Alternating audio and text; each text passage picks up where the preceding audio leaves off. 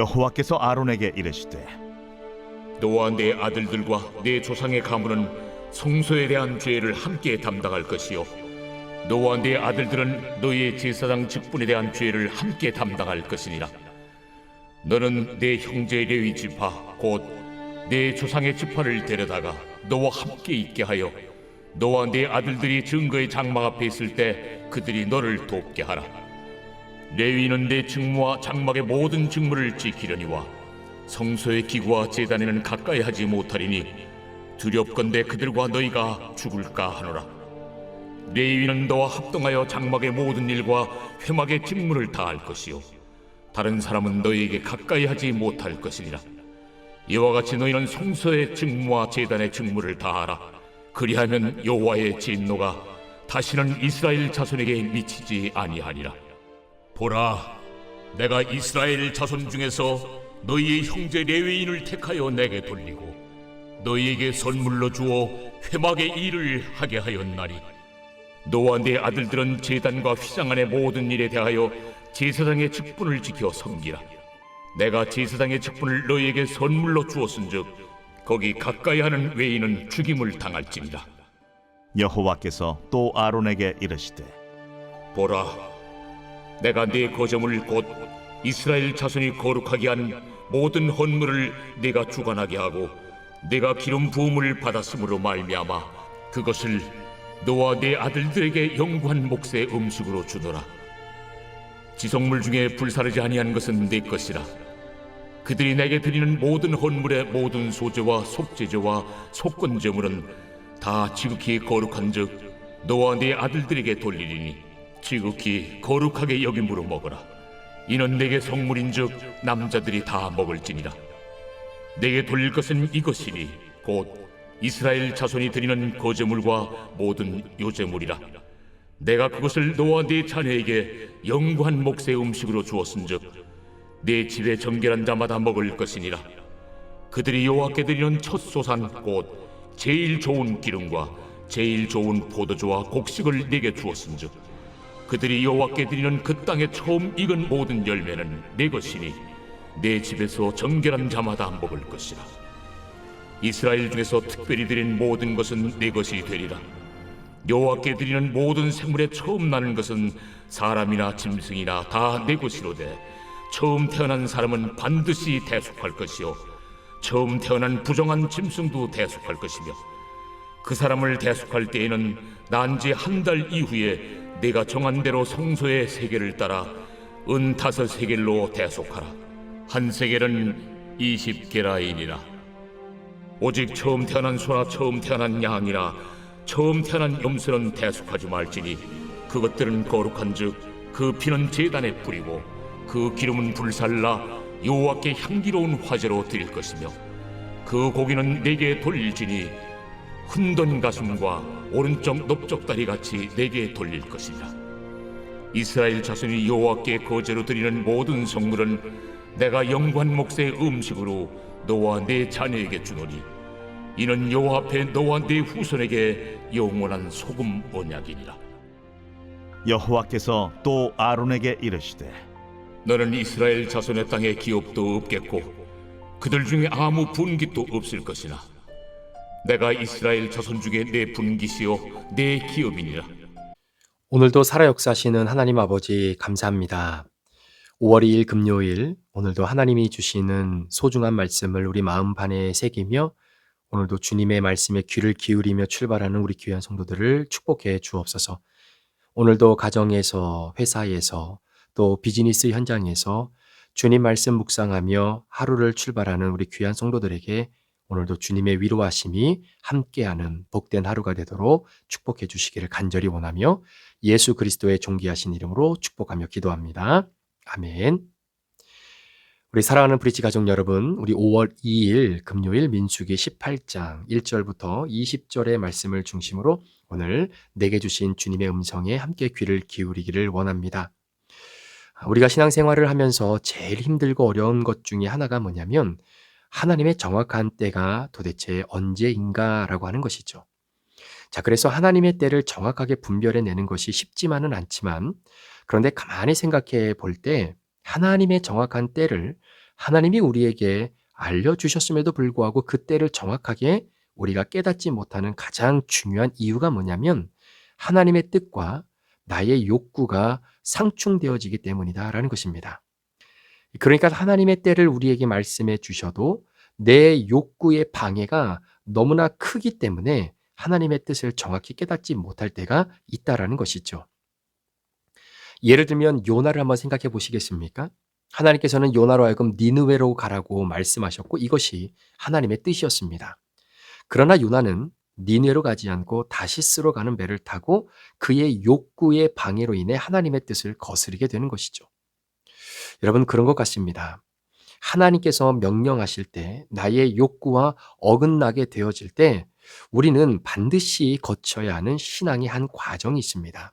그것이 뭐냐면 하나님의 명령과 하나님의 뜻을 내 욕구가 앞세워 판단하고 해석하게 되면 하나님의 말씀을 읽고 묵상하고 큐티할 때도 여전히 내 욕구를 해결하기 위한 그리고 내 욕구에 충족시키기 위한 성경적 해석이 나올 수밖에 없다라는 거예요. 자, 예를 들면 여러분 동성애를 한번 생각해 보십시다. 여러분 동성애를 굉장히 주장하고 그것에 대한 욕구가 강한 사람들은요. 성경을 해석을 해도 그 성경 자체의 동성애를 지지하고 인정하는 내용이 성경 안에 있다라고 주장하고 그 욕구를 충족시키는 관점에서 성경을 읽고 해석할 때가 있다라는 겁니다. 자, 그래서 동성애를 강조하는 그런 욕구가 강한 사람들은요. 오히려 성경에 기록된 다윗과 요나단, 어떤 같은 성의 절친들 아니겠습니까? 그러니까 이 두 사람이 서로가 서로를 사랑했던 그런 관계를 갖고 있던 사람들이다. 이래서 동성애를 주장하는 사람들의 이야기도 있다라는 거예요. 예를 들면 바울과 실라도 마찬가지입니다. 그러니까 성경이 동성애를 지지하고 있다라고 그렇게 성경을 왜곡하면서 성경의 본뜻을 온전히 이루어내지 못하는 그러한 성경적 해석이 하나님의 뜻보다 내 욕구가 훨씬 더 강하게 작용될 때 그렇다라는 거예요. 자, 그렇다면 우리가 성경을 읽고 또 신앙의 여정을 걸어가면서 도대체 하나님의 뜻을 우리가 어떻게 알 수 있는가? 자, 이게 정말 하나님의 뜻인지 아닌지 사실 우리가 분별해낼 수 있는 힘이 우리 가운데 있어야 되지 않겠습니까? 자, 그 중에 가장 중요한 분별 방법은 뭐니 해도 말씀을 통해서 하나님의 뭐라고 하시는지 그 의도를 정확하게 깨달을 수 있다라는 것이죠. 자, 그래서 말씀을 통해서 하나님이 나에게 뭐라고 말씀하시는지 우리가 다시 한번 생각해 볼 필요가 있는 것이고요. 또 한 가지는 내가 그렇게 주신 말씀을 해석하는 것이 이게 맞는 해석인지 그걸 정확히 깨닫지 못할 때도 있지 않습니까? 그럴 때는 우리가 또 내가 맞닥뜨렸던 이 본문 말씀을 해석했던 이 해석이 나뿐만 아니라 교회의 역사도 이 해석을 지지하고 있는지 그리고 그 해석을 통해서 거룩한 열매가 내 주변에 또 그렇게 해석했던 이들의 삶 가운데에 아름답게 거룩의 열매가 맺혀가고 있는지를 우리가 한 번쯤 회복하고 확인해 볼 필요가 있다는 것입니다. 자, 또 한 가지는 로마서 1장 20절의 말씀에도 기록되어 있는 것처럼 하나님께서 우리 주변에 하나님의 말씀으로 창조하신 그 모든 것 안에 하나님의 선하시고 거룩하신 뜻을 담아 놓았기 때문에 그것을 통해서 우리가 알 수 있다라고 하는 로마서 1장 20절의 말씀을 우리가 기억해 볼 필요가 있는 거죠. 창세로부터 그의 보이지 아니하는 것들, 곧 그의 영원하신 능력과 그 신성이 그가 만드신 만물에 분명히 보여 알게 되나니 그런즉 누구든지 핑계치 못하게 될 것이다 라고 하시는 말씀입니다. 자, 그런 의미로 본다면 여러분, 하나님께서 우리에게 주신 굉장히 놀라운 선물들이 있습니다. 자, 예를 든다면 지구라는 것도 하나님이 우리에게 주신 선물이 있지요. 관계라고 하는 선물도 있고 은사라고 하는 선물도 있습니다. 그런데 하나님께서 우리에게 주신 최고의 선물, 자, 이 최고의 선물은 가만히 생각해 보니까 자연과 성경에서 기록되어 있는 말씀에 굉장히 상이한 부분이 있다라는 거예요. 자, 하나님 우리에게 주신 가장 큰 선물은 무엇인지, 자, 자연을 통해서 그리고 성경이 말씀하고 있는 맥락이 어떻게 같은 그러한 맥락 속에 있는지를 한번 살펴보자라는 거죠. 자, 예를 들어서 여러분 연어를 한번 생각해 보시겠습니까? 예전에도 한번 제가 말씀드린 적이 있는 것 같은데요. 여러분 연어는 수명이 한 4년 정도 기록이 되어 있습니다. 그러니까 4년 정도 살다가 이제 생을 마감하게 되는데 연어는 민물에서 태어나잖아요. 그리고 민물에서 자라다가 이제 바다로 나가게 됩니다. 자, 그런데 바다에 나가서 이들이 이동하는 거리가 어마어마한 거리로 이동을 해요.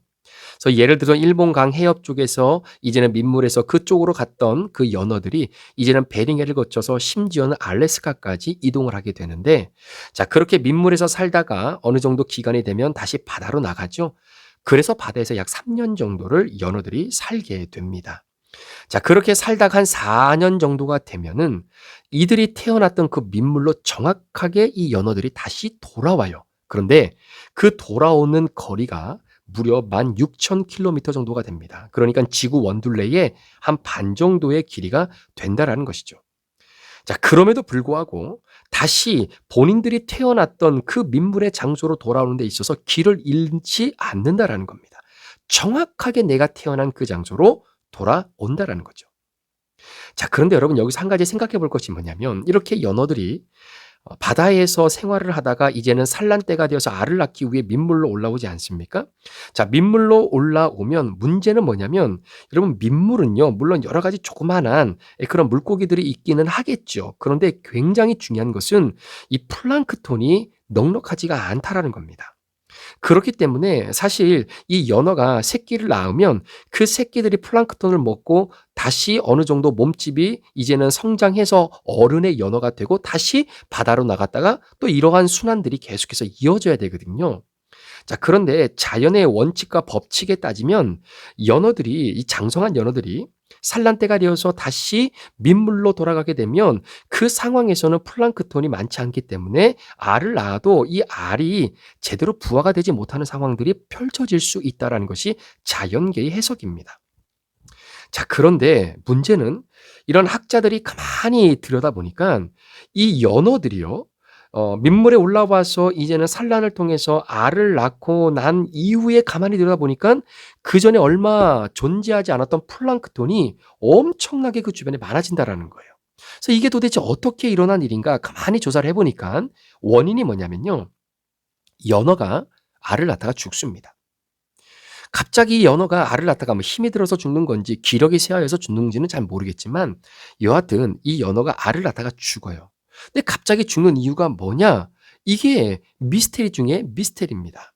자, 그런데 한 가지 또 중요한 사실이 뭐냐면 이렇게 알을 낳다가 죽었던 연어들이 결국은 그 물속에서 산소와 결합되어지면서 완전히 다 부패가 되고 분해가 되는 거예요. 자, 그러면은 그 민물 속에 있었던 조그마한 이 양의 플랑크톤이 존재하고 있었던 그 지역에 어미의 연어가 새끼를 낳으면서 본인은 죽고 거기서 산해되어지고 그리고 분해가 되어지고 산화작용을 통해서 완전히 분해가 되죠. 그러면 그때 있었던 그 조금만 존재했던 플랑크톤이 그 분해되어진 어른, 그런 이 알을 낳던 연어의 그 시신을 먹고 순식간에 플랑크톤이 폭증하게 된다라는 거예요.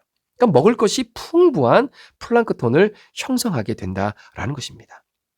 자, 그러니까 여러분 연어라고 하는 이 자연 세계에 있어서 굉장히 중요한 원리가 뭐냐면 이 연어 새끼들에게, 연어가 알을 낳았던 그 새끼들에게 줄 수 있는 가장 최고의 선물이 뭐냐면 바로 어미의 죽음인 거예요.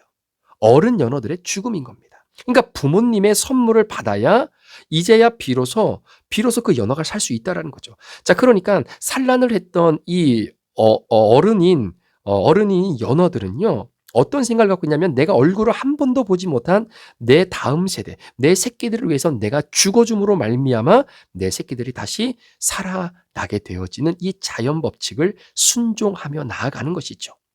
그러니까 이 조그만한 태어난 이 조그만한 연어 새끼들에게 가장 필요로 하고 중요한 선물은 뭐냐면 부모 연어들이 죽어주는 겁니다. 자, 이러한 맥락으로 오늘 우리가 함께 다루고 있는 이 본문 말씀의 핵심을 좀 한번 보려고 하는데요. 자, 오늘 본문 말씀의 핵심은 바로 그런 겁니다. 자, 민수기 16장에 고라당의 사건이 있었죠. 자, 고라당의 사건이 이제 일단락되면서 하나님께서 그 가운데서 가장 지키고 싶었던 것이 뭐냐면 아론의 대제사장, 바로 이 직분을 하나님은 꼭 지키고 싶었던 거예요. 자, 그 이유가 뭐냐면 여러분 아론도 레위 지파 사람들이고 결국 레위 지파 사람들이 그 안에서 자신들이 하고 있었던 일에 대한 섭섭함 때문에 결국 이런 반역과 반기를 드는 일들이 벌어진 것 아니겠습니까? 그러니까 레위 지파들이 하는 이야기가 뭐냐면 야, 우리 대제사장 아론과 그의 아들들만 행하는 것이 아니라 우리 똑같은 레위 지파 사람들인데 우리 돌아가면서 하면 어떻겠느냐 막 이러는 거예요. 또한 어떠한 사람은 또 이렇게 이야기합니다. 아니 모세도 레위 지파 사람이고 우리도 레위 지파 사람인데 아니 모세의 자리는 왜 모세만 꼭 해야 되냐? 아니 그 사람도 그렇고 우리도 그렇고 똑같은 레위 지파 사람들이니까 우리 모세의 자리 돌아가면서 함께 나눠서 합시다.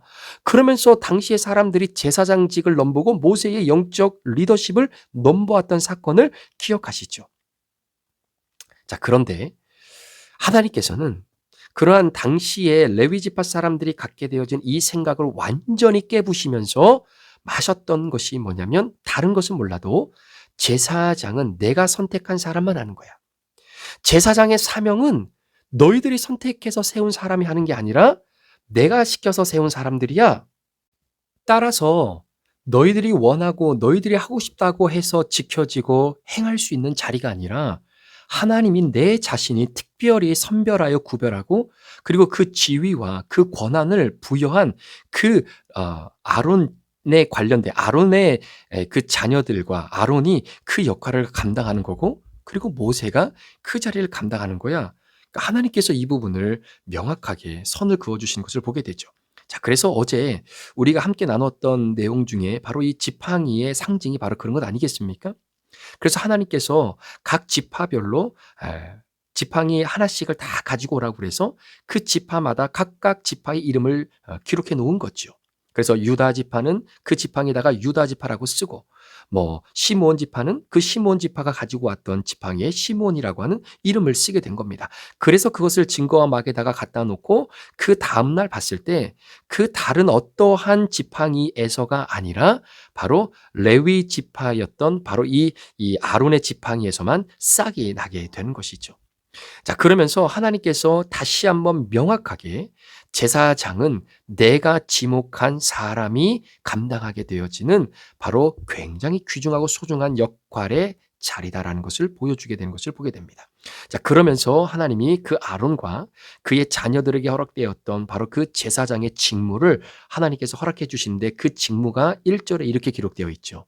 여호와께서 아론에게 이르시되 너와 내 아들들과 내 조상의 가문은 성소에 대한 죄를 함께 담당할 것이다 라는 겁니다.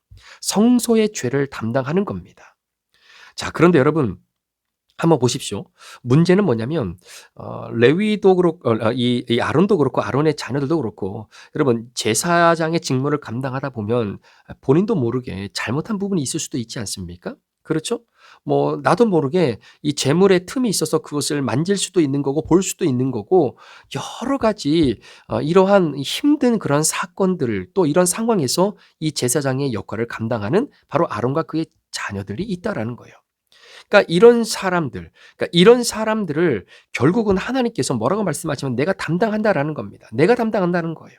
그러니까 백성과 하나님을 섬기는 일에 온전히 집중하는 바로 그 직책을 하나님이 아론과 그의 아들들에게 그 제사장의 직무를 주신 겁니다. 그러니까 다른 것은 다 못해요. 자, 때로는 하나님과 백성을 섬기는 그러한 제사의 직무를 감당하는 그 상황 속에 아까도 말씀드렸던 것지만 여러분 제사장도 부족한 부분이 있거든요. 자기가 자기 자신에 대해서 철저하게 하나님 앞에 온전히 서 나가는 그런 과정이 있거든요. 그래야 백성들을 위한 제사를 집례할 수 있기 때문입니다. 자, 그러니까 백성과 하나님을 섬기는 일에 있어서 이 아론과 그의 아들들이 감당하는 이 제사장직은 결국 무슨 의미를 갖고 있냐면 이건 죽으라는 의미나 마찬가지라는 거예요. 그러니까 너희들이 제사장의 직분을 갖고 있지만 백성들을 위해서 일을 할 때 너희들이 제대로 준비되어 있지 않으면 어떻게 되는 거예요? 그 사람들이 죽는 거예요. 따라서 다른 어떤 것을 섬기는 것이 아니라 백성과 하나님만을 섬기는 일에 집중되어져 있는 이 직책을 갖고 있는 아론과 그의 아들들, 자, 그 사명을 죽을 때까지 자자손손대로 그 직업을 또 그 사역을 감당하라고 하는 것은 결국 백성들과 하나님을 위해 죽으라는 겁니다. 정말 그러한 사역의 헌신과 그 열정과 그리고 섬김이 있는 그 죽음과도 같은 그런 섬김이 있을 때에 결국은 이스라엘 백성 전체를 살려내는 바로 그러한 채널의 역할을 감당하게 되는 것이죠. 죽음으로써 죄를 대신하는 사람들은 대제사장들만 감당하게 되는 것입니다. 그래서 제사장이 죽어야 결국은 그러한 마음으로 하나님을 섬기고 백성들을 섬겨야 백성들이 사는 거죠. 결국은 이러한 이 죽음에 가까운 헌신과 섬김을 통해 백성들을 살려내는 제사장들의 그 사역이 결국은 예수 그리스도의 죽음과도 연결이 되어지고 그 주님의 죽음이 결국 우리들에게 굉장하고 아름다운 최고의 선물을 우리에게 허락해 주신 것이죠. 자, 그래서 로마서 5장 15절과 16절 말씀에는 이런 기록이 있습니다. 그러나 이 은사는 그 범죄와 같지 아니하니 곧 한 사람의 범죄를 인하여 많은 사람이 죽었은즉 더욱 하나님의 은혜와 또한 한 사람 예수 그리스도의 은혜로 말미암은 선물은 많은 사람에게 넘쳤느니라.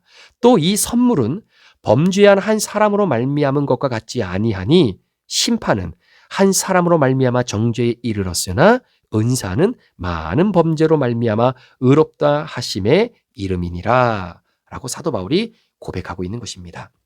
바로 예수 그리스도께서 십자가에 죽으신 그 죽음의 선물이 결국 저와 여러분을 살려내는 것처럼 산란을 위해서 그 모든 엄청난 16,000km나 되는 거리를 다시 거슬러 올라와 내가 태어났던 그 민물에 돌아와 새끼를 낳고 그 새끼를 위해서 내가 대신 죽어줌으로 플랑크톤을 폭증시킴으로 내 새끼들이 살 수 있는 길을 열어주었던 그러한 연어의 죽음같이 오늘 백성들과 하나님을 섬기는 일에만 집중하며 죽음을 담보로 백성들을 정말로 하나님 앞에 온전히 세워나가기 위해 애를 쓰며 그 제사의 직무를 감당했던 바로 죽음과 같은 역할을 감당하는 대제사장들의 사역과 같이 오늘도 저와 여러분의 삶 가운데에 내 성질이 죽고 내 욕망이 죽고 또 내 안에 오늘도 도사리고 있는 시기와 미움과 질투와 음란과 타락의 죽음으로 말미암아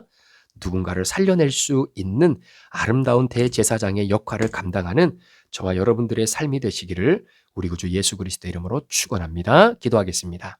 하나님, 누군가는 죽어야 살 수 있다면 예수님께서 우리에게 십자가의 정신을 보여주셨던 것처럼 오늘도 우리 귀한 성도들이 내 자아를 죽이고 예수 그리스도의 이름을 드높이면서 누군가를 살려낼 수 있는 언어, 행동, 마음, 생각이 오늘 하루를 출발하는 우리 성도들의 삶 가운데 충만히 이루어질 수 있도록 축복해 주시옵소서. 오늘도 내가 어느 부분이 죽어야 하는지, 오늘도 주님 앞에 인정받고 하나님이 허락하신 이 거룩한 믿음의 광야 여정을 걸어가 승리하기 위해 주님, 내가 오늘 어떤 부분이 죽어야 합니까? 묻는 우리 성도들에게 오늘도 말씀으로 응답해 주실 줄 믿고 감사를 드리며 예수 그리스도의 존귀하신 이름으로 축복하며 기도합니다. 아멘.